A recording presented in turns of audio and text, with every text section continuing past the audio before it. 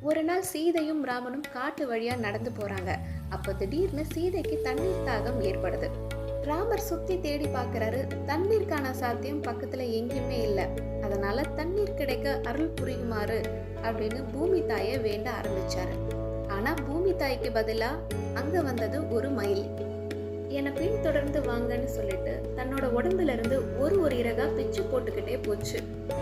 ராமரும் அந்த இறகுகளை பின்தொடர்ந்துகிட்டே போனாரு. தண்ணீர் குளத்தையும் கண்டுபிடிச்சாரு. சீதையுடைய தாகத்தையும் தணிச்சிட்டாரு. திரும்பி பார்த்த ராமருக்கு ஒரு அதிர்ச்சியான விஷயம் காத்துட்டு இருந்துச்சு. தங்களுக்காக தன்னோட மொத்த இறகுகளையும் பிச்சு போட்ட அந்த மயில் இறந்தே போச்சு.